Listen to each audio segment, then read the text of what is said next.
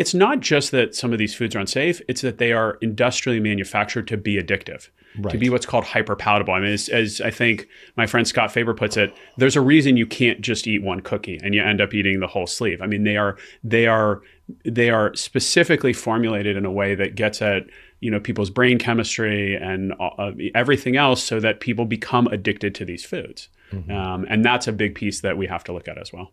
Yeah. Yeah, it makes me think about, is big food having a big tobacco moment? Right. And I think, yes, there's a reckoning and there's an accountability that needs to happen. And that, I think, is what that lawsuit is about. Yeah. Yeah, absolutely. Well, he does, I think, a very articulate job at laying out how big tobacco actually did acquire a lot of the big food companies in the mid-'80s. That's where you got RJR Nabisco.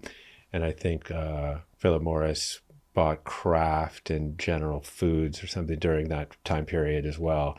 And they applied a lot of that business intelligence and a lot of those marketing techniques. And, we probably remember Joe Camel, like the cool Camel cigarette smoker guy. Well, a lot of those kind of animated characters that got put on cereal boxes and then marketed it at 3 feet above the floor on supermarkets, right at kids' eye level, all of those techniques, but also the notion that we're creating bioengineered products that are addictive, that hit that bliss point, that little magical combination of salts and fats and sweets that trigger a certain amount of dopamine that is our reward system for just wanting more and more and more of it.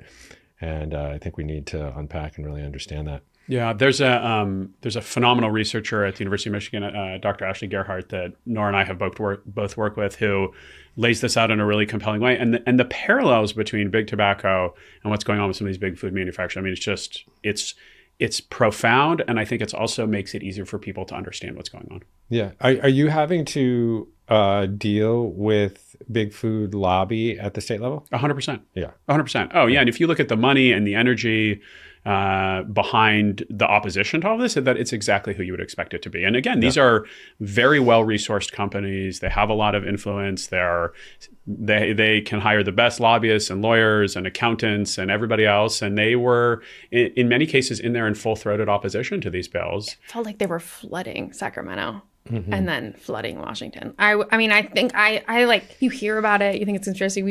We run up against it a lot, and a lot of kind of there's some sketchy tactics, and it's not conspiracy.